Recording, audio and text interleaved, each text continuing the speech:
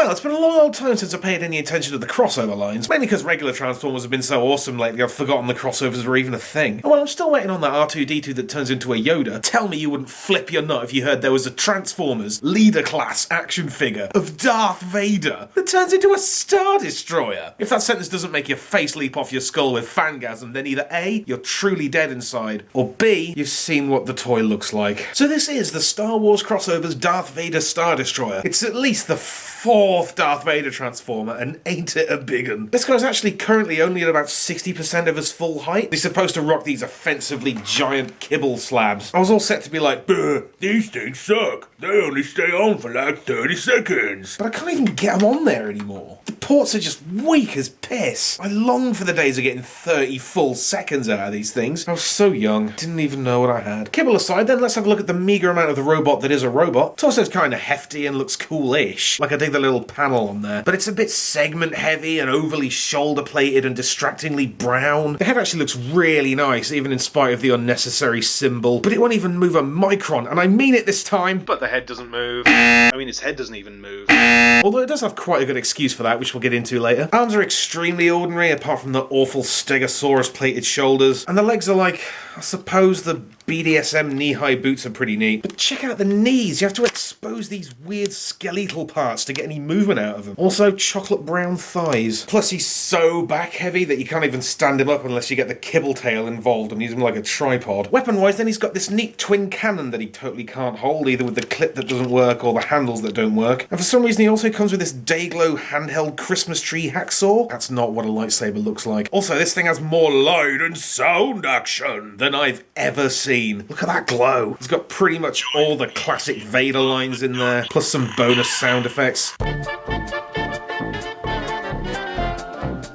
So good work on that, I guess. Now, one of this thing's big selling points is that it's a four-changer in a similar vein to animated Shockwave, with two similar but different robot modes that change into two almost identical space vehicles. But while Shockwave's two bots were delightfully different in that they turned from a dumpy, unassuming little strong sad into a terrifying Slenderman Cyclops crab, the most striking difference between Vader and his alter ego is what you do with the kibble. So yes, this thing turns into a pre-quadriplegic Anakin Skywalker or a giant mech suit version thereof. It's basically the same robot mode as Vader, except for with a shield that falls off instead of shoulder chunks that fall off and a creepy, soulless Michael Myers nightmare face. He also fares slightly better in the gear department, as not only does his lightsaber look like a lightsaber, you also get two for some dual-wield action. Also, you get a new wedge of voice clips, mostly just cocky boasting and tacky sound bites with the word transform shoehorned into them. Obi-Wan's jealous. He doesn't understand me. I don't like sand. It's coarse and rough and irritating. Now this is pod racing. Not like you.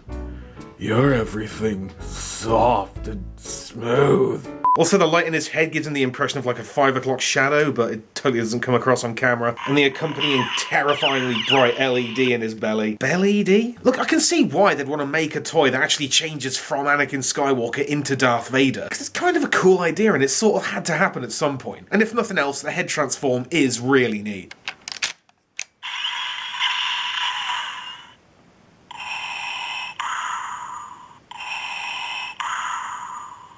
God, that's cool. Look, regardless of what you thought of the Star Wars prequels, and considering that they're the most discussed thing on the internet, hey, anybody want a pizza roll? Then I'm not going to bother adding my identical opinion to the pile. The point is that this was an important moment in Star Wars mythology, and a toy of it was bound to happen eventually. It's just a shame it ended up with two entire Star Destroyers hanging off the back of it.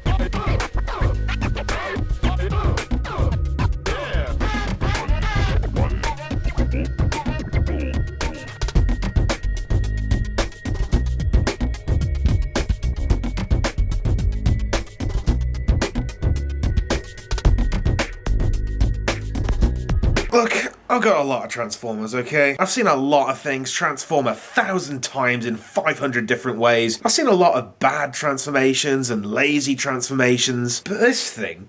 what this thing does barely even counts as a transformation at all. It's always a bad start when you got a robot that carries its entire vehicle mode as a backpack, and you then have to contend with parts forming, shell forming, bits that don't stick, posts that don't peg in properly, bits falling off, gimmicks firing off on their own, and then you seriously have to futz with it to get it to behave itself. You're gonna have a bad time. It commits every cardinal sin that a transforming toy possibly can. It's a disaster. It's a travesty, and it's a bloody good job that the alt mode's kind of nice. Yes, indeed, this is your alt mode number 1. It's a Jedi Cruiser, which according to Wikipedia is a Venator-class Star Destroyer. And even though I don't care what it is or where it showed up in the films, I do kind of like it. I mean, it's a good size and a neat shape. I kind of dig the designs and the paint job, and the bridge, if that is the bridge, doubles up as a cannon.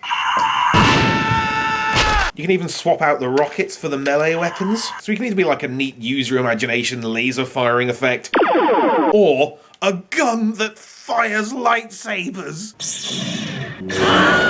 Bit of a shame about the visible arms, but credit where it's due, this thing's alright. It's almost enough to make me kinda give a rat's cock about this vehicle I don't recognise from those movies that I blocked out of my brain. Almost. Astonishingly, or probably not at this point, you can't even manage going from this to this without extensive parts forming and a good old-fashioned just flip it over me do. And here, finally, is the alt mode I actually wanted, and in fairness, it kinda does the job. It looks almost right, massive amounts of detail. They haven't tried to jazz it up with any silly paint designs or extraneous guns, and you can even use the underside kibble as a makeshift stand. But sadly, there's still a few giant problems that stop me from liking it. I mean, the proportions are a bit off, the bridge is way too small and it's about 3 times thicker than it should be, but that's no bigs really. What does rack me off is how when I put it down I can literally hear it disassembling itself. The removable kibble wedges not only give you these giant crevasses, they're also dying to pop out of there, and I know that sooner or later they'll manage it. I mean, this is the mode I wanted it for the most, and with all the others being such a colossal letdown, would I not have just been better off buying a Star Destroyer that's just a Star Destroyer? It's like there's no one mode that isn't severely compromised. They've tried to do so much with this one figure that they've ended up ruining all of it. And for what? An alternate spaceship mode I don't even care about, and 2 robots that I hate. Even the box is quite telling as well, because like before it was all blah blah Doctor Doom, blah blah vanity war suits, and now it's just like, you don't care. And fair enough, normally I wouldn't, if the toy was any good. And also looking at the collect them all section here, I'm pretty sure all these figures came out about 5 years ago. And that's pretty much the problem in a nutshell. Everything about this thing says to me 0 effort. I gotta lay it down, this is just so bad, guys. So bad. I mean, I've seen a lot of bad toys, and normally they have something charming or goofy about them, or it's like it was the only way they could represent a character given the limitations, or like they at least have the spark of an idea behind them, even if it's fallen flat. But this isn't any of those. This isn't a toy you can pick up and be like, oh well, maybe I'll find something to like about it. You won't. This is just a blatant, cynical cash-in to milk a bunch of money out of 2 different generations of 2 different fan bases, using 35-year-old designs and as little imagination as possible. It's sleazy, it's insulting, and the worst part is that it's all so obvious. But I suppose at this point, what do we expect? It's like for the last 15 years there's been a little goblin sat on my chest with a neon sledgehammer, smashing me in the skull and shrieking, "Stop liking Star Wars!" And while I'm not going to let any amount of terrible media or shoddy merchandise ruin my enjoyment of Darth Vader or Star Destroyers or the original saga in general, honestly, this thing amounts to little more than another predictable but expensive blow from the George hammer. Enjoy my money, bastards!